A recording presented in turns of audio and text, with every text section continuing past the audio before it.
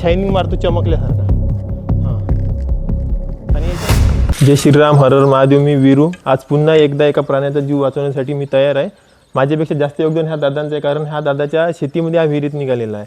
असे माणसं क्वचिता मिळत असते, कारण जनरल असा साप विहिरीमध्ये दिसल्यानंतर जनरल लोक याला गोट्यांनी मारूनच त्याचा बाहेर काढायचे प्रयत्न करतात. पण ह्या दादांचा पण मन खूप मोठा आहे. त्यांनी याला वाचवण्यासाठी माझी आठवण केली आणि मला इथे बोलवलं. तर मी याला काढायसाठी इथे आलेलो आहो. तर तुम्ही कंटिन्यू राहा. मी याला बकेटीच्या साहाय्याने बाहेर काढण्याचे प्रयत्न करतो, नाहीतर मग विहिरीत उतरून याला काढावंच लागेल. तर तुम्ही व्हिडिओमध्ये कंटिन्यू राहा. दादा बकेट घ्या बरं, ती वाली आहे ना, मजबूत कढई आहे, चांगले आहे.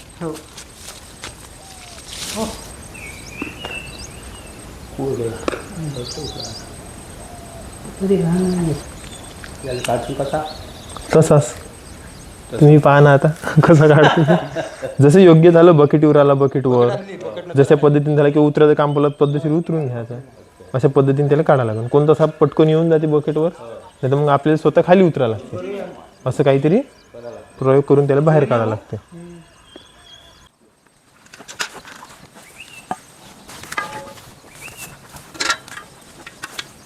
तो एक तर या कडीमध्ये लटकून जाते, आता मग याच्यामध्ये आला तिला थोडा वर उचलला का तो याच्यात गुंडाळून जाते. त्याला पण स्वतःची भीती वाटून नाही, त्याला पूर्ण त्याला ज्याचा सपोर्ट मिळाला तो त्याच्यावर पटकन चढून येते वर.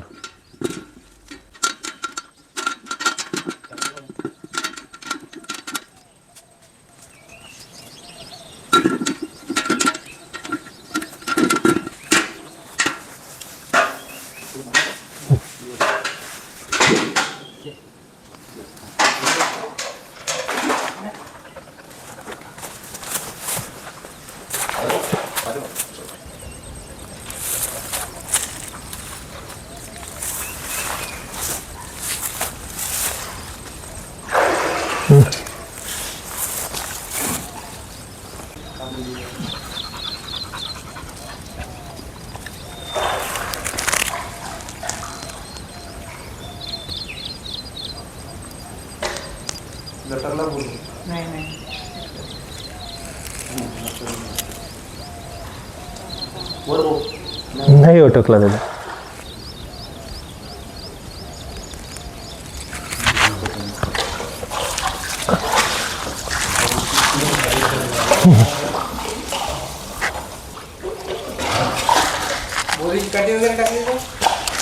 निघून जाईल, मग तू जेव्हा बाहेर येते ना तेव्हा आपल्याला त्रास होते. म्हणजे तू काठीतून बाहेर नाही येत, आपल्याला त्याला कॅच करायचं, तो आपल्यावर अटॅक सुद्धा करू शकते किंवा आपण हात नाही टाकू शकतो अंदर त्याच्यामध्ये व्यवस्थित. आणि काठी म्हटल्यावर त्याला पण त्रास होणार. तो काहीतरी आपल्या जीवाच्या भीतीने चढून जाते आतमध्ये पटकन, पण मग बाहेर आल्यावर खूप त्रास होतो. झाडं झाडायची इथं ना.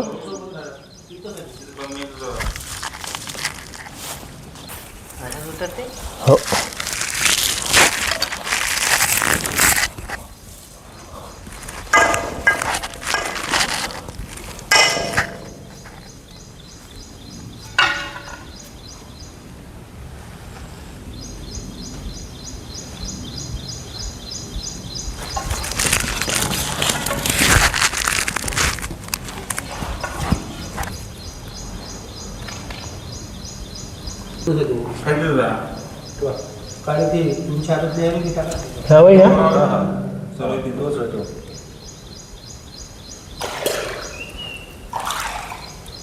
ते कधी काढी द्या बरं लांबवाली.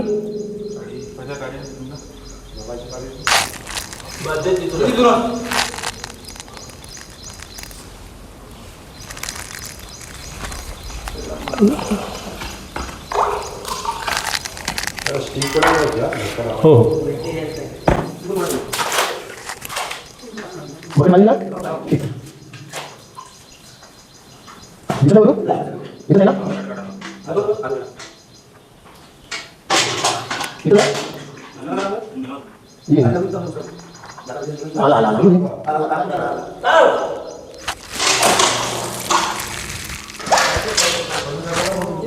काढू द्या.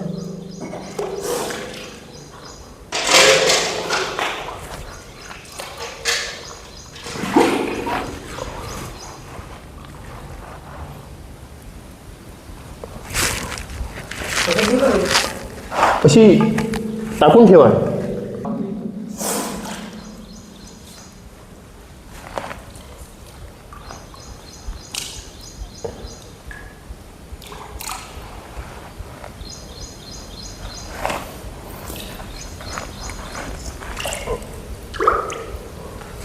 जाऊ नको रे बाबा, तुला काढासाठी चालू. उचला बकेट, उचला वरतो.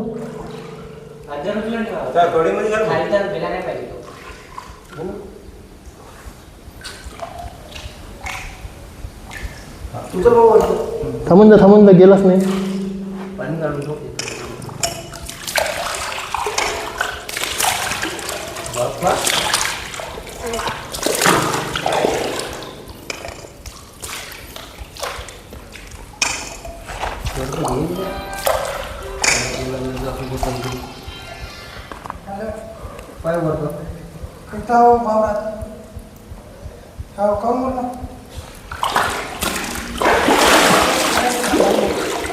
बकेट थोडी खाली केल्यासारखी करा.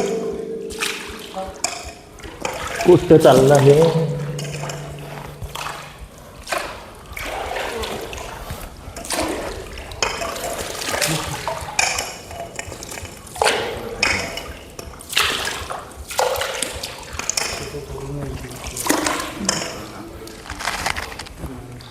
उचला वर बकेट. थांबा.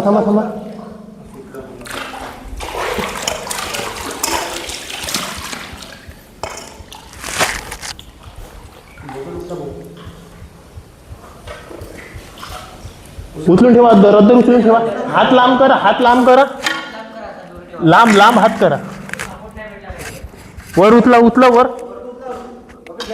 वर घ्या थोडी. एक जण या ना कोणतरी, भाऊली सोबत या ना कोणतरी. हा पटाकसे मी येतो वर, तुम्ही फक्त बकेट वर थोडी.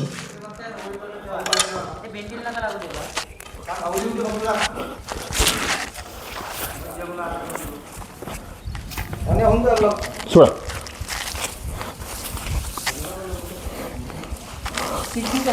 आहे नाही इथं.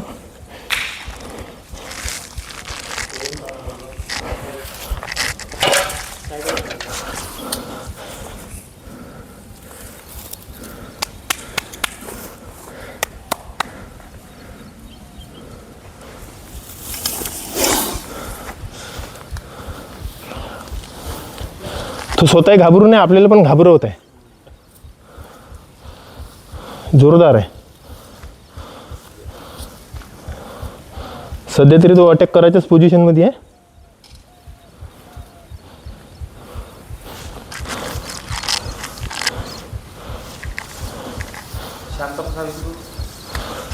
आपण त्याला थोडा वेळ असं खेळवत राहू, त्याला असं आपुलकी होईन की आपल्याला काही त्रास नाही, त्यावेळेस तो ऑटोमॅटिक शांत होऊन दे. तरी पण आखरी तो स्वतःचा जीव वाचवण्यासाठी त्याचे प्रयत्न चालूच राहणार आहे. कधी कधी अशा परिस्थितीमध्ये त्याला भरणी टाकून आपल्याला घेऊन जावं लागेल.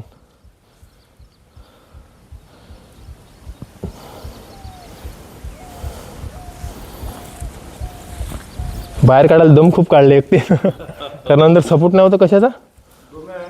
हा गवाळ आहे, कोबरा, नाग. आपल्याकडे डुम्या कोचिदा मिळते, तो काळा असते. हा थोडा विटकरी कलरमधून दिसत असते. हा पाण्यामध्ये आपण तुम्हाला असा दिसत आहे ना. तर हा जर असं तुम्हाला उन्हात वगैरे दिसला ना, हा शायनिंग मारतो चमकल्यासारखा. हां, आणि याच्यामध्येच मेल फिमेल असते.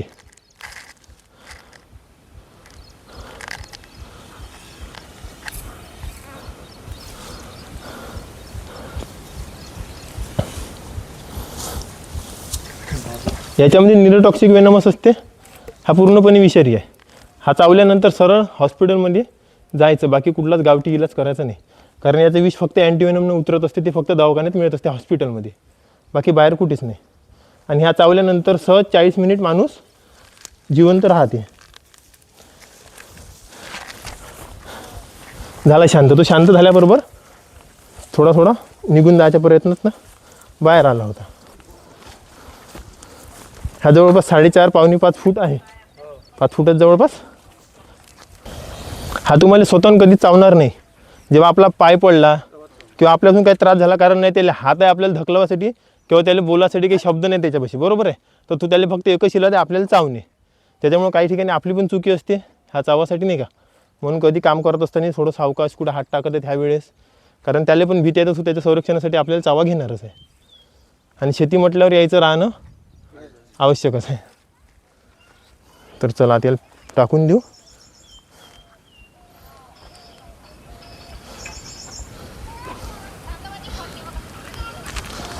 हात उलटा पडला रे. नाही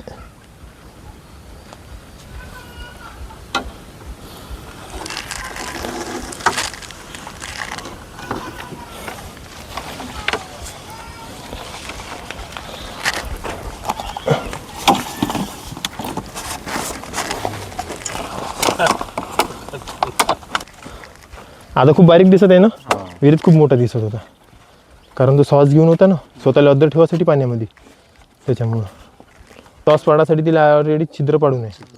हां, कारण माणूस घाबरल्यावर सॉस घ्यायची खूप आवश्यकता राहते. फायनली कोब्राचा रेस्क्यू सक्सेस झालेला आहे. तर याला विहिरीतून बाहेर काढण्यासाठी खूप सगळी मेहनत लागलेली आहे. तुम्हाला जर माझं काम आवडले असेल तर प्लीज चॅनलला सबस्क्राईब, लाईक आणि शेअर करा. धन्यवाद.